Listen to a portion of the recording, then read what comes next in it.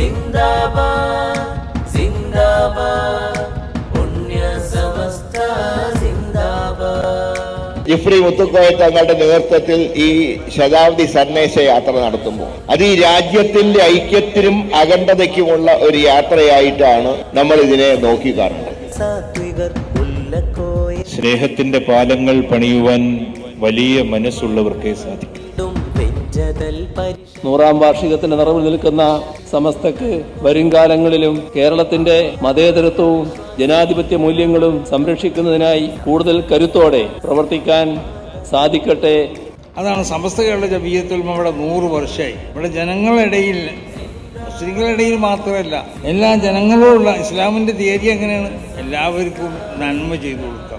അത് സ്വന്തം കുടുംബക്കാരല്ലാത്തവരൊന്നും, അല്ലെങ്കിൽ സ്വന്തം മതക്കാരനല്ലാത്തവനിക്കും എന്നുള്ള മതമുള്ളവനിക്കും മതമില്ലാത്തവനിക്കും ഒക്കെ ചെയ്തു കൊടുക്കണം. നൂറിന്റെ ചരിതം ഇതാ പിറന്നു, നൂറായി സമസ്ത ഹുദാ പടർന്നു.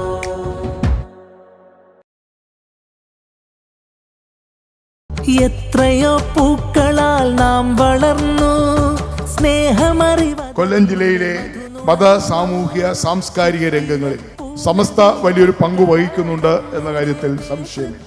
ഇത് കേരളത്തിന്റെ സാമൂഹിക സാമുദായിക മേഖലയിൽ വലിയൊരു ചലനം സൃഷ്ടിക്കുന്ന, വലിയൊരു മാറ്റത്തിന് പാത്രീഭൂതമാകുന്ന, വലിയൊരു മാറ്റത്തിന്, പരിവർത്തനത്തിന് സഹായകരമാകുന്ന ഒരു സന്ദേശയാത്രയായി മാറട്ടെ.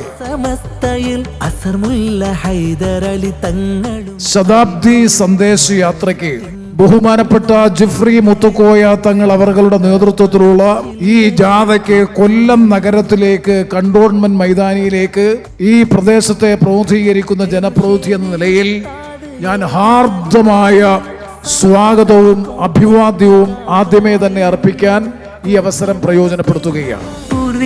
ഒരു നൂറ്റാണ്ട് പിന്നിടുമ്പോൾ കൂടുതൽ കരുത്തോടെ, കൂടുതൽ ഒരുമയോടെ 40 അംഗ പണ്ഡിത സഭ ചേരുമ്പോൾ സാമൂഹ്യമായ കാര്യങ്ങൾ കൂടി ചർച്ച ചെയ്യുന്നതായി ഈ സമ്മേളനം മാറും എന്ന് തന്നെയാണ് ഞാൻ വിശ്വസിക്കുന്നത്.